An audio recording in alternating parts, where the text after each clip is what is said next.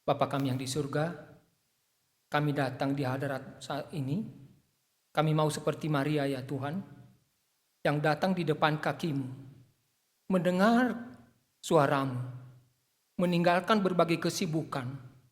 Kami memohon Roh Kudus yang boleh memberikan kami damai dan sukacita, sehingga kami boleh menikmati firman-Mu ya Tuhan. Segala beban pikiran dan pergumulan kami singkirkan melalui kuasa Roh Kudus, sehingga kami boleh menikmati hadirat Tuhan, boleh menikmati suara-Mu ya Tuhan, sehingga kami boleh berkata seperti Daud, firman-Mu itu lebih daripada emas tua, lebih manis daripada madu. Biarlah kami nikmati itu ya Tuhan. Roh Kudus yang membuka hati dan pikiran kami masing-masing. Kalau ada kuasa iblis, kuasa roh jahat yang mengganggu kami yang ada di ruangan ini, kami halau di dalam nama Yesus Kristus, di dalam nama kuasa Roh Kudus, sehingga firman-Mu tidak dirampas olehnya. Dalam nama Yesus, kami panjatkan doa ini. Amin. Selamat pagi Bapak Ibu sekalian. Semua sehat-sehat? Amin ya. Walaupun masih ada juga penyakit yang didera gitu ya, kayak saya ini gitu ya. Masih susah jalan. Tapi kita terus berjuang untuk boleh mendengar firman Tuhan dan melayani Tuhan. Nah Bapak Ibu, hari ini kita merenungkan satu tema, menghadirkan salom, menghadirkan damai. Itu bisa kita lakukan. Karena ketika kita percaya, Roh Kudus hadir di dalam hati kita, memeteraikan kita. Dan Roh Kudus itu buahnya adalah damai. Kecuali kalau umpamanya kita belum percaya Yesus. Kita belum dimeteraikan Roh Kudus. Tapi ketika kita percaya Yesus, damai itu hadir di dalam hidup kita, memenuhi hati kita. Bukan berarti tidak ada pergumulan, ada. Tapi kita bisa melewatinya karena ada penghiburan, ada damai sejahtera. Amin. Amin. Nah Bapak Ibu sekalian, ada bagian firman Tuhan yang menjadi dasar kita hari ini. Boleh ditampilkan? Ini tidak bergerak ini. Nah itu. Kita baca dalam Roma pasal 14 ayat 19. Sama-sama kita baca ya. 3. Ya. Sebab itu marilah kita mengejar apa yang mendatangkan damai sejahtera dan yang berguna untuk saling membangun. Perhatikan di sini Bapak Ibu. Sebab itu marilah kita mengejar. Ini kata yang mengindikasikan harus kita berusaha, bekerja keras untuk membawa damai itu. Kenapa? Dunia itu sedang dalam kegelapan. Ada kejahatan. Dan itu yang menolak kita membawa damai. Jadi kita sebagai anak Tuhan itu harus mengejar, bekerja keras di dalam memberitakan Injil, di dalam membawa firman Tuhan di dalam dunia ini. Jadi tidak gampang Bapak Ibu ya. Tidak boleh kita menyerah. Kita lanjutkan dengan Roma pasal 14 ayat 19. Roma 12 ayat 18. 3. Ya. Sedapat-dapatnya kalau hal itu bergantung kepadamu, hiduplah damai dengan sesama orang. Kembali lagi penekanan, sedapat-dapatnya, seusah-usahanya, sekuat tenagamu. Kalau itu bergantung kepadamu, ada damailah dengan orang lain di lingkungan kamu. Tapi firman Tuhan ini juga menyutukan kita ke realita secara eksplisit bahwa itu ada tantangan di luar diri kita. Itu tidak bisa kita kendalikan untuk kita bisa bawa damai. Tidak mungkin. Misalnya orang menolak kita atau ada musuh kita yang tidak mau berdamai. Bagaimana kita membawa damai di situ? Tentu itu sulit. Ya, tapi kalau itu dari kita, firman Tuhan berkata, sedapat-dapatnya, usahakanlah. Bapak Ibu ada satu video yang boleh. Padahal bendera sudah berkibar, tapi sayang apa Nyai? Berkibar di tanah yang kotor. Gimana Nyai ngomong gitu? Ento tinggalin nak ento. Bendera sudah berkibar, tapi berkibar di tanah yang kotor. Tinggalin lagi toh.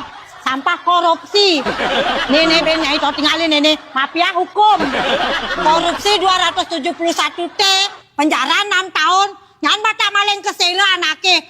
Ulian basangnya sedok. jok penjara nak 5 tahun. Oh, kene dogenan be isen lune dini. Nyai na bata kada dogenan, mainnya barengin membersihkan sampah. Sampah masyarakat, sampah negara, menggenap sampah korupsi, sampah mafia hukum. Sampah aneh ada ngelah pipit. Ini alu Bisa kedasen. mengurangi masa jabatan. Ini alu kedasen barengi barang bendera, kan galango. Nih ada bue nih, Pancakala yang ada di negeri Konoha. Apa we Nyai? Pancakala. Satu. Keuangan yang keuangan yang maha kuat. Bang Nyai kalau ngomong bekendak. Dua. Korupsi yang adil dan merata. Tiga, persatuan mafia. Tiga, persatuan mafia hukum di negeri Konoha.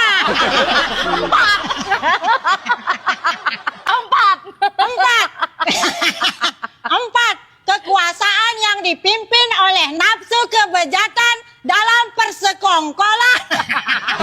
Bang Nyai.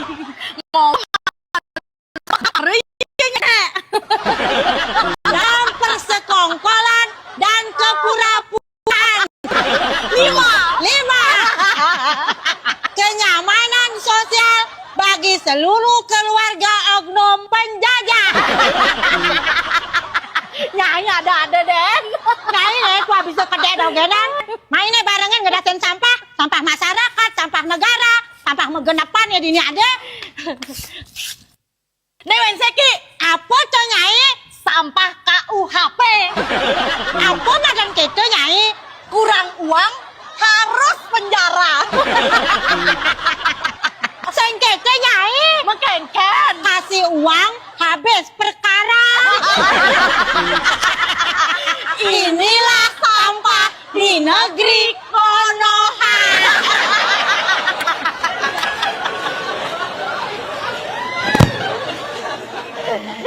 Nah Bapak Ibu sekalian, mungkin ini mewakili perasaan kita. Apa yang terjadi di negara ini gitu ya. Kita sedih, kita kecewa. Apalagi kita yang terlibat di dalam pemilihan umum yang lalu. Mungkin berkata, kenapa saya memilih? Tapi selama bulan Agustus, bagaimana firman Tuhan mengingatkan kita. Kita menjadi berkat di kota, di tengah bangsa di mana kita berada. Gereja boleh menjadi berkat di mana kita berada. Menjadi terang. Selama bulan Agustus, beberapa minggu lalu, kita diingatkan untuk berdoa untuk bangsa ini. Nah Bapak Ibu, waktu kami komsel, ada satu ibu ketika saya berkata, tentu ini di dalam kehadiran kita di bangsa ini, bukan hanya sekedar berdoa, tapi kita melakukan sesuatu, tindakan nyata, mungkin sepele. Seorang ibu berkata, Pak, percuma. Coba mereka, misalnya masalah pajak. Ada mereka yang banyak tidak bayar pajak. Bagaimana kita bayar pajak? Belum lagi Pak, beberapa waktu lalu kami itu dipersulit untuk laporan pajak. Kita sudah jujur, kita sudah tulus bayar, kita kasih laporan. Tapi dibilang, ini bohong ini. Sehingga itu penanganan pajak kami itu dari pagi sampai besok Pak. Bagaimana itu? Nah Bapak Ibu, itulah yang kita alami di tengah bangsa ini. Tapi kembali kita diingatkan oleh firman Tuhan. Kita bukan hanya berdoa. Hari ini Tuhan mau kita itu membawa salom, membawa damai. Itulah yang dibutuhkan bangsa ini. Ada kejahatan, ada korupsi, ada macam-macam. Yang membuat rakyat ini bukannya maju, semakin miskin. Ada yang mati sia-sia karena kelaparan, penyakit dan macam-macam. Tapi kita tetap dipanggil untuk menjadikan semua bangsa muridku. Kita adalah murid yang diperintahkan Tuhan. Pergilah, jadikan semua bangsaku muridku, membawa salom. Nah Bapak Ibu dan Saudara dikasih Tuhan. Nah hari ini kita belajar dari firman Tuhan yang kita baca tadi itu. Membawa salom bukan berarti Padahal tidak ada konflik. Ya, ketika kita membawa salom, membawa damai, memberitakan Injil itu, lancar, tidak. Ya, ada konflik. Dan itulah yang dialami Tuhan Yesus, bukan? Ketika dia datang ke dalam dunia membawa salom. Pada waktu itu manusia tidak peduli Allah. Tidak memikirkan tentang Allah. Semua berbuat jahat, kata Paulus di dalam Roma pasal 3. Semua orang berbuat jahat dan telah kehilangan kemuliaan Allah. Yang dilakukan manusia adalah menyakiti hati Tuhan. Sehingga Yesus mengalami penolakan waktu dia lahir. Lahir di kandang domba. Dibaringkan di dalam palungan. Tidak layak itu menjadi tempatnya sebagai Allah. Yang pemilik dunia ini. Tidak layak. Sebagian di antara kita ini yang lahir di rumah sakit, di rumah yang nyaman. Kasur yang hangat. Tapi dia lahir di kandang domba. Itulah konflik yang terjadi waktu itu. Manusia tidak peduli Allah. Tidak lagi peduli nubuat Nabi. Yesus akan lahir, tidak peduli. Makanya ada penolakan. Yesus lahir di kandang domba. Dibaringkan di dalam palungan. Puncaknya Bapak Ibu. Ketika dia disalibkan. Waktu dia ditangkap, diludahi, ditampar. Gitu ya, dipermalukan. Tapi perhatikan. Karena dia membawa salom, dia tidak melawan. Dia seperti domba yang dibawa ke tempat pembantaian. Dan digunting bulungnya. Dia diam. Sepatah kata pun dia tidak ngomong. Kenapa?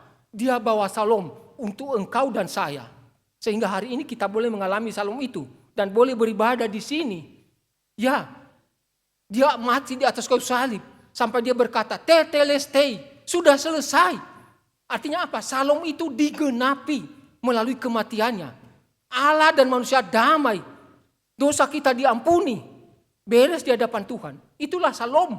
Kita diselamatkan. Ketika kita meninggalkan dunia ini, kita pasti masuk surga. Karena kita sudah diperdamaikan dengan Allah. Itu Bapak Ibu. Yesus melakukannya dengan setia. Dia tidak tanggung-tanggung. Ya, sampai dia nanti kalau kita melihat setelah 3 hari dia bangkit mengalahkan maut. Itu ada kemenangan yang luar biasa. Dan itu juga yang memberi kita kemenangan untuk bisa membawa salom. Walaupun ada konflik, ada tantangan, ada kesulitan. Tapi bisa kita mengalami kemenangan. Sehingga nyanyian kita adalah ku menang bersama Yesus Tuhan. Ya, kita tidak perlu takut. Tantangan itu ada. Tapi harus kita terobos dengan hikmat daripada Tuhan. Ya, supaya Roh Kudus memimpin kita. Sehingga kita mengalami kemenangan Bapak Ibu sekalian. Nah, itu juga damai itu dari Allah, bukan dari kita. Nah, oleh sebab itu kita harus memohon Allah memakai kita yang sederhana ini, yang lemah ini, supaya menjadi Allah di tangannya. Kita harus bergantung pada kuasa Roh Kudus, sehingga kita mampu membawa damai itu, menceritakan Yesus itu kepada orang lain. Nah Bapak Ibu, sebelum Ibu Ruth meninggal dunia, saya besuk dia di rumah. Nah, di tengah kelemahan fisiknya itu semangat dia cerita kepada yang junior ini supaya bisa mengalami pelayanan yang baik gitu ya. Dia cerita Bapak Ibu. Pada tahun 65-66 beliau itu getol memberitakan Injil di ruko-ruko di Gajah Mada itu. Dia ketok pintu ke pintu gitu ya. Padahal waktu itu ada ancaman, apalagi orang Chinese gitu ya, bisa dibunuh karena dianggap PKI. Saya tanya dia, Culaus enggak takut waktu itu? Ya takutlah, saya manusia masih sadar, masih sehat, bukan gila gitu ya. Tapi ada satu semangat memberitakan Injil. Kalaupun saya mati tidak apa-apa. Wih, waktu dia ngomong itu wajahnya itu serius gitu ya. Kalau saya mati pun tidak apa-apa. Nah Bapak Ibu, kita tahu Ibu itu luar biasa ya. Dialah gembala pertama gereja ini yang membuat gereja ini ada jemaat mula-mula gitu ya, yang luar biasa, yang memiliki iman yang luar biasa. Kenapa? Karena ada orang yang memiliki semangat memberitakan Injil. Mati pun tidak takut dia. Nah itu Bapak Ibu. Ketika kita membawa salom, tidak gampang. Ada iblis yang menghambat. Ada iblis yang merongrong. Dan taruhannya kadang-kadang bisa nyawa kita. Bisa bisnis kita. Gitu ya. Dan pergumulan kita itu tidak gampang Bapak Ibu. Tapi kita sebagai yang telah mengalami salom, kita harus membawa salom itu. Ada konflik. Karena Yesus telah memberikan teladan bagi kita. Dan telah dia menuntaskan di atas kayu salib. Dan sampai dia bangkit. Ya, kuasa kebangkitannya itu akan melingkupi kita. kalau kita bergantung kepadanya dan Tuhan memakai kita. Banyak orang-orang Kristen yang mengalami itu. Mereka berhasil memberitakan Injil. Salah satunya tadi Ibu Ruth, luar biasa. Kiranya Tuhan menolong kita menjadi orang Kristen seperti itu. Memiliki keberanian Bapak Ibu. Berikutnya adalah menghadirkan salom harus mengalami salom. Ya, kemudian perlu perjuangan. Kenapa kita harus mengalami salom Bapak Ibu? Ya, tentu orang buta menuntun orang buta tidak mungkin gitu ya. Kalau orang buta menuntun orang buta, pasti mereka masuk di dalam lubang, jatuh, sama-sama jatuh. Jadi bukannya orang itu yang dibawa selamat. Itulah yang terjadi kepada orang Farisi ahli Taurat. Mereka menolak Yesus, tapi mereka membuat orang lain itu tidak bisa menerima Yesus karena mereka hasut. Sampai akhirnya nanti mereka yang membunuh Yesus, bukan? Iya. Jadi mereka itu menjadi batu sandungan karena mereka belum mengalami salom. Jadi kita baru membawa salom ketika kita sudah mengalami salom, menerima Yesus sebagai juru selamat. Nah, tadi saya katakan ketika kita menerima Yesus sebagai juru selamat, Roh Kudus hadir dalam hati kita, memeteraikan kita. Roh Kudus itulah yang membawa damai, sukacita, dan mengubah hidup kita. Nah, ini yang penting, mengubah hidup kita. Termasuk cara berpikir kita. Kalau selama ini manusia lama kita hanya berpikir diri kita, berpikir masa depan kita, berpikir bisnis kita, berpikir keluarga kita tok. Ya, tidak pernah berpikir apa yang Tuhan inginkan dalam hidup kita. Jarang. Bahkan sama sekali. Tapi setelah kita mengalami salom, Roh Kudus itu yang memberikan kita pikiran yang baru. Sehingga kita memikirkan seperti pikiran Yesus. Dia datang ke dalam dunia karena dia tahu ada orang berdosa. Nah, semestinya juga kita begitu. Pikiran kita ketika kita melihat kota Denpasar ini banyak orang yang belum percaya. Di tengah bangsa ini banyak yang belum percaya. Kita berpikir bagaimana caranya, bagaimana teknisnya untuk membawa Injil kepada mereka. Mungkin pembagian traktat dan lain sebagainya. Yang paling sederhana Bapak Ibu, kepada karyawan kita. Iya, itu ladang sudah menguning di situ. Tuhan sediakan, bukan kebetulan, bukan. Tapi Tuhan sudah setting, memberikan kita kesempatan. Maukah kita menggunakan lada yang sudah mengguni itu? Kita garap dengan sekuat tenaga. Kalau kita sudah memiliki pikiran seperti pikiran Kristus, kita turun ke lapangan, kita bertindak. Ya, untuk membawa Injil kepada mereka. Bapak Ibu, selama saya di Senar Regensi, waktu majelis mempercayakan saya gembalakan di sana, kosternya itu datang. Saya doakan terus Bapak Ibu. Saya bukan sombong, tapi itulah kerinduan saya Bapak Ibu. Doakan dia. Puji Tuhan. Beberapa waktu kemudian dengan pengurus, dia datang dan dia mau percaya Yesus. Dia dikatekisasi. Itu Bapak Ibu sederhana. Bukan manusia. Bukan pengurus, bukan Pak Fed. Tapi ada Allah yang bekerja ketika kita itu memiliki pikiran seperti Yesus. Mendoakan orang-orang yang belum percaya. Pasti mereka dijamah oleh Tuhan. Tuhan bekerja bukan kita. Ada kerinduan enggak kita untuk memiliki hati seperti itu? Ketika kita menerima Roh Kudus, hati kita diubahkan seperti hati Yesus. Yang menangisi orang-orang yang dalam kegelapan. Bukan hanya famili kita. Tapi orang-orang yang belum percaya. Karena kita tahu mereka sedang menuju kebinasaan. Mereka sedang di jalan yang lebar. Mereka bebas. Kehidupan tidak ada pengharapan. Mestinya kita menangisi itu. Jadi pertanyaannya, apakah hati kita sudah diubahkan enggak? Seperti hati Yesus. Ketika kita menerima Roh Kudus, mata kita diubahkan. Loh, mata tetap begini Pak. Maksudnya itu cara kita melihat. Ya, melihat dunia ini. Melihat orang sekitar kita yang belum percaya. Sehingga kita berkata, ladang sudah menguning, siap dituai. Ya, sehingga itu kita kerjakan garap dengan baik Bapak Ibu. Ya, jadi itu yang menjadi pertanyaan bagi kita. Apakah mata kita ini, mata rohani kita sudah tidak diubahkan oleh Tuhan? Atau belum? Atau hanya sekarang itu mata kita itu mau melihat gitu. Kalau kita lihat uang yang merah itu, wah kegeligipan gitu ya. Mata kita menjadi hijau. Itu belum diubah itu. Berdoalah kepada Tuhan. Supaya mata rohani kita ini diubahkan oleh Tuhan. Sehingga kita melihat dunia yang jahat ini. Termasuk bangsa ini.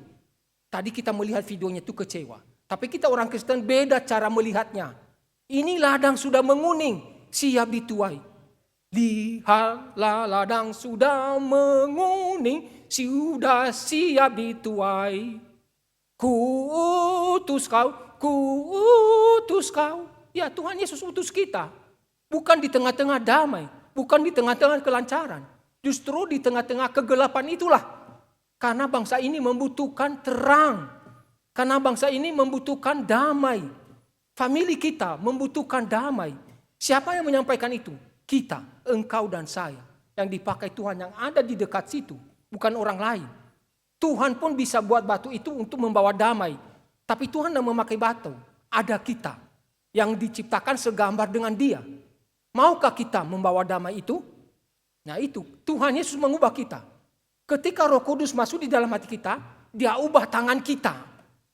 Maksudnya, bukan tangan kita langsung berubah menjadi apa gitu ya, lebih luar biasa. Tidak. Tapi tangan kita yang selama ini hanya bekerja terus sibuk, hanya bekerja untuk mendatangkan uang, mengatur perusahaan. Sekarang kita mulai menggunakan tangan ini untuk bekerja bagi Tuhan. Ya, membawa Injil kepada orang lain. Itu maksudnya. Kita tetap bekerja, tapi kita sisihkan waktu. Mungkin 20% untuk Tuhan. Memberitakan Injil, membawa salam kepada famili kita, kepada karyawan kita. Nah itu Tuhan akan memakai kita Bapak Ibu. Ketika Roh Kudus hadir di dalam hati kita, Dia ubah kaki kita menjadi kaki yang berjalan seperti Yesus. Pergi ke desa, naik gunung, turun gunung untuk memberitakan Injil. Kadang-kadang tidak bisa tidur gitu ya. Sampai keluarganya itu membilang dia itu gila ini orang. Karena mereka tidak mengerti. Nah itulah kaki yang telah diubahkan oleh Tuhan juga. Para pemberitaan Injil seperti tadi Ibu Ruth itu tidak kenal lelah. Terus siang malam kadang-kadang itu malam memberitakan Injil. Sehingga sebagian kita ini percaya karena pekerjaan beliau. Nah itulah namanya itu kaki Yesus. Yang berjalan terus memberitakan Injil, membawa salam. Tapi kita itu sibuk bekerja aja, jalan terus. Sibuk olahraga. Boleh olahraga, tapi kita bagi waktu. Kita berikan untuk Tuhan. Sehingga kaki ini dipakai oleh Tuhan. Itu Bapak Ibu yang kita alami mestinya kalau Tuhan sudah mengubah kita. Ya, ada satu lagu. Dia ubahku, oh juru selamat. Orang Kristen tidak boleh ngomong. Aku masih seperti yang dulu. Manusia lama gitu ya. Egois. Tidak boleh. Kita memohon Roh Kudus Bapak Ibu. Mengubah hati kita. Mengubah hidup kita. Sehingga menjadi seperti Yesus. Sehingga nyanyiannya itu. Ku mau sepertimu Yesus. Nanti kalau kita nyanyi itu bukan hanya sekedar nyanyi itu ya. Ada komitmen. Sumpah kita kepada Yesus. Yang tidak kelihatan. Kita mau seperti Dia. Mata kita, hati kita, tangan kita, kaki kita. Seperti Dia. Memberitakan salam. Membawa salam kepada siapapun yang Tuhan pertemukan kita. Nah, makanya tadi saya katakan karyawan kita itu bukan kebetulan hadir di situ. Bukan. Tuhan memberikan kepada engkau dan saya.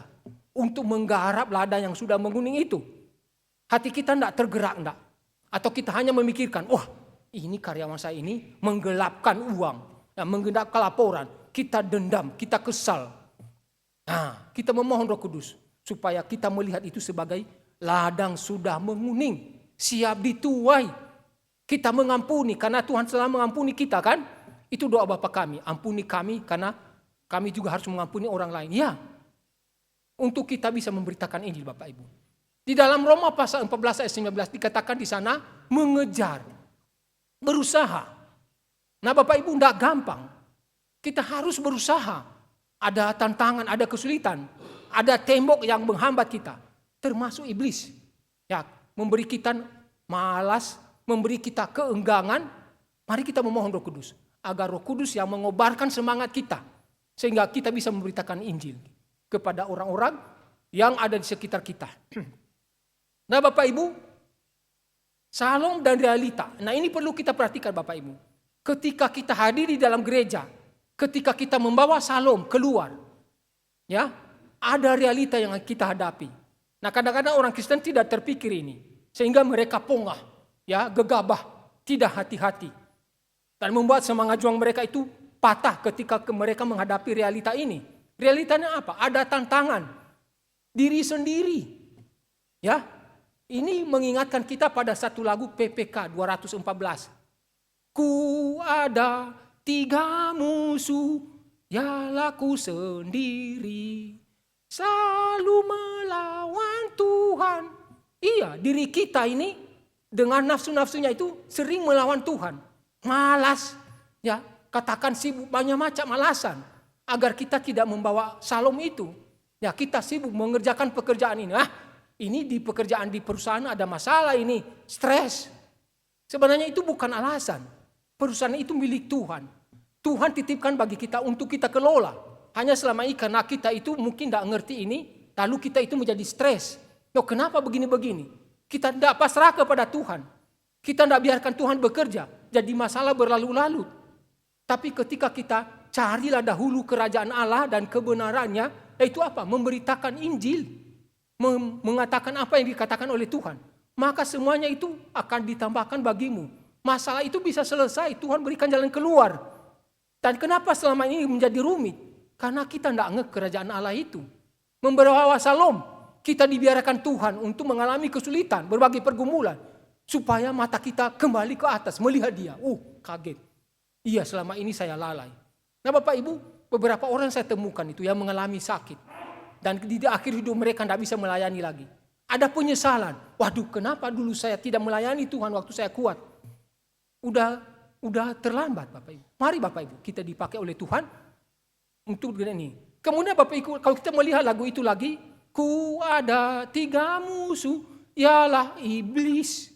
Si setan itu merampas firman Tuhan. Makanya tadi saya berdoa, kalau ada kuasa kegelapan di sini, roh-roh jahat, dihalau di dalam nama Yesus Kristus, di dalam kuasa Roh Kudus, sehingga tidak merampas firman Tuhan. Ya, itu yang dilakukan iblis sampai sekarang. Ya, itulah ada perumpamaan Tuhan Yesus. Ketika benih ditabur, ada yang jatuh di pinggir jalan, dimakan burung. Itu iblis dirampas olehnya, supaya orang-orang percaya itu tidak mengerti firman Tuhan. Kalau tidak mengerti firman Tuhan, nanti mereka itu tidak bisa kuat imannya. Ya, ketika mengalami pencobaan, gampang sekali. Ya, gampang jatuh, gampang mengeluh. Apalagi menyalahkan Tuhan. Ya Bapak Ibu, nah, saya alami selama sakit ini, firman Tuhan terus menuntun saya. Karena setiap pagi saya baca. Ya, salah satu yang menuntun saya, yang pernah saya cerita booking, waktu saya keluar dari rumah sakit. Mazmur 23. Tuhan adalah gembalaku. Walaupun pendeta juga khawatir ya, nanti biaya pengobatan ini gimana? Saya menangis di hadapan Tuhan. Tuhan tolong. Tuhan ingatkan saya, baca Mazmur 23. Tuhan adalah gembalaku, takkan kekurangan aku. Ia memberikan aku di padang yang berumput hijau. Ia membawa aku ke air yang tenang. Iya, selama sakit saya alami itu. Tuhan cukupkan, tidak pernah kekurangan. Ya, Bapak Ibu, itu luar biasa pertolongan Tuhan. Kemudian Bapak Ibu, di luar diri kita itu ada dunia. Syair ketiga lagu itu, ku ada 3 musuh, ialah dunia ini. Termasuk bangsa ini Bapak Ibu. Kita itu diolah-olah enggan membawa damai. Kenapa? Kita kecewa. Ya, kita sedih. Beberapa waktu lalu Bapak Ibu, ketika saya renungkan firman Tuhan ini, saya menyesal. Kenapa saya ikut pemilu dulu? Kenapa saya di rumah aja tidurnya nonton TV? Saya menyesal. Tapi Tuhan ingatkan saya waktu renungkan firman Tuhan ini. Kamu itu pembawa damai, bawa salom. Paling tidak berdoalah. Nah, kemudian paling tidak kamu lakukan pelayanan itu di gereja.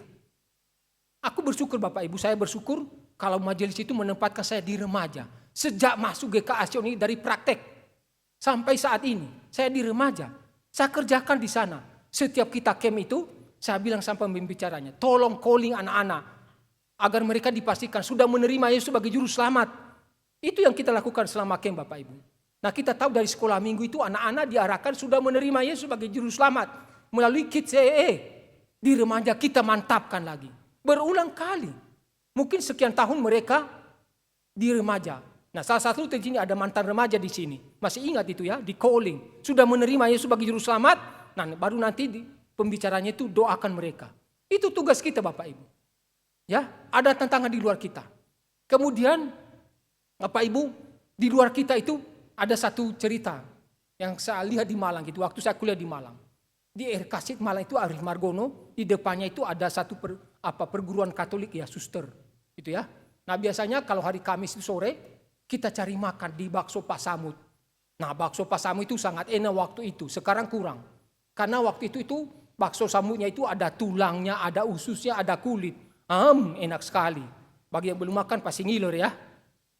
Tapi jangan minta makan sama saya, tidak ada makanan. Hanya makanan rohani. Nah Bapak Ibu, setiap hari Kamis itu saya ikut juga makan di sana. Tapi yang saya kaget itu adalah di depan gang itu ada ai-ai yang jual kue. Ya, pabrik rumahan. Nah saya singgah, beli jajan gitu ya. Nah waktu saya sampai di sana itu ada satu mbak yang melayani. Nah dia pakai tutup kepala gitu ya. Nah, dia cerita, Pak saya orang Kristen. Saya tanya bagaimana kamu jadi orang Kristen? Ini bos saya ini Pak, ya. Dia memang waktu itu kami menghina dia ketika dia menceritakan firman Tuhan. Tapi dia berdoa terus. Nah, setiap kami itu Idul Fitri, dia kasih kado, dia kasih bungkusan. Nah, itu kadang-kadang itu ada pakaian. Kami diberikan juga tutup kepala itu Pak. Kami kaget. Itu yang membuat saya itu ketika di toko ini diputar lagu-lagu rohani, saya itu jadi rasa segar. Dan setiap saya masuk toko ini ada sesuatu yang saya rasakan, ada ketenangan dibanding dengan ketika saya masuk rumah saya. Nah, akhirnya saya mengambil keputusan, saya mau menjadi seperti bos saya mau jadi Kristen. Akhirnya Bapak Ibu ini yang punya toko ini pernah hampir diusir itu. Karena mereka lihat ini orang Chinese, orang Kristen. Ya, dan sebelah-sebelahnya itu orang-orang dari keturunan yang agak gelap-gelap gitu, dari Timur Tengah. Tidak gampang, mau diusir. Tapi dia tetap memberitakan Injil. Ada perjuangan, ada tantangan dari luar. Tapi dia tidak peduli. Dia mau dipakai oleh Tuhan untuk memberitakan Injil. Ada satu mbak yang percaya kepada Tuhan. Itu luar biasa Bapak Ibu. Tuhan memakai kita. Ada tantangan dari luar. Tapi Tuhan memakai kita. Seperti dia memakai Daniel, ya, seperti dia memakai Yusuf. Ada tantangan, kadang-kadang nyawa itu menjadi taruhan, masuk penjara. Tapi kita tetap harus setia. Kenapa dia sudah setia sampai mati di atas kayu salib? Maka kalau kita setia, dia akan memakai kita untuk menjadi pembawa salom dimanapun kita berada. Sederhana, tidak apa-apa. Kita lakukan dengan setia untuk kemuliaan bagi nama Tuhan. Nah Bapak Ibu, kalau kita memiliki semangat untuk membawa salom itu, perlu kita juga hati-hati Bapak Ibu. Ada bagian firman Tuhan yang kita baca di sini. Bagaimana Paulus mengingatkan kita bahwa di tengah gereja pun ada orang-orang yang mungkin kita kelihatan seperti orang Kristen. Tapi jangan-jangan dia bukan Kristen. Dia Kristen KTP. Sehingga mereka itu disebut Paulus di sini pemabuk, cabul, pemfitnah. Nah Paulus mengingatkan kita, jangan dekat-dekat dengan mereka. Jangan bergaul dengan mereka. Kalau kita umpamanya sudah mengingatkan mereka, 4 mata, mungkin banyak orang, tapi dia tidak peduli. Kita jauhi, supaya kita jangan tersandung. Ya, kalau orang itu tidak mau bertobat. Bahkan di tengah gereja, termasuk pun hamba Tuhan, ada yang dipakai iblis untuk menghancurkan gereja. Bukankah Protestan dan Katolik berpisah? Karena gara-gara itu juga kan, siapa yang melakukan itu? Para tokoh yang mengerti kebenaran. Ya. Perpisahan gereja di Indonesia luar biasa, banyak sekali gereja. Kenapa terjadi perpisahan itu? Dilakukan oleh tokoh-tokoh yang mengenal kebenaran. Maksud saya adalah, mari kita melihat realita yang terjadi dalam gereja. Gereja bukan tempat malaikat, tapi tempat orang yang sedang bertumbuh. Orang yang sedang bertumbuh ini bisa gagal enggak? Bisa. Hamba Tuhan pun bisa gagal. Jangan kita tersandung gara-gara itu. Kita harus memandang kepada Kristus yang setia. Kalau kita membawa damai, dasalom itu, kita harus tetap memandang dia. Teladan yang sempurna, tidak pernah ada dosa di dalam dirinya. Bapak Ibu, kiranya Tuhan menolong kita melalui firman Tuhan ini. Hati-hati. Ya, waktu kami beberapa waktu lalu itu, ada satu teman besuk cerita. Dia cerita dengan amarah. Saya hancur bisnis saya karena teman seiman. Marah dia. Saya diam aja gitu ya, saya sambil berdoa, Tuhan tolong Bapak ini ya, supaya Tuhan hiburkan dia. Di gereja itu ada perselisihan, sama seperti gereja di Korintus, ya, berkelompok-kelompok. Nah itu jangan membuat kita tersandung. Jangan membuat kita lemah. Mari kita memandang kepada Kristus yang telah setia sampai mati menyelamatkan kita. Dia menuntaskan tugasnya. Jangan kita memandang orang, tapi mari kita memandang Kristus. Supaya itu semuanya jangan menjadi batu sandungan bagi kita. Berikutnya Bapak Ibu, Tuhan Yesus mengingatkan kita di dalam Matius pasal 10 ayat 16. Mari kita baca bersama-sama. 3, ya. Lihat aku mengutus kamu seperti domba di tengah-tengah serigala.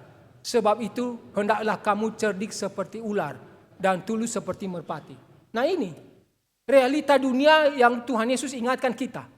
Pernah dia berkata kepada muridnya, aku ditolak oleh dunia, aku dibenci oleh dunia, kamu juga dibenci oleh dunia. Nah mirip dengan ini juga. Maka Yesus mengingatkan kita harus cerdik, harus tulus. Kalau hanya cerdik, nah itu bisa bahaya itu. Ya, kalau hanya cerdik pintar gitu, ini namanya munafik. Tapi kalau kita tulus, hati kita tetap di hadapan Tuhan tulus, itu luar biasa. Kiranya Tuhan menolong kita Bapak Ibu, menjadi orang Kristen. Sekali lagi jangan kita gegabah ketika kita membawa salom. Ada realita yang harus kita hadapi. Panggilan hidup kita yang luar biasa, membawa salom, itu panggilan istimewa. Kiranya Tuhan menolong kita, menjadi orang-orang yang berkenan di hadapannya. Mari kita berdoa.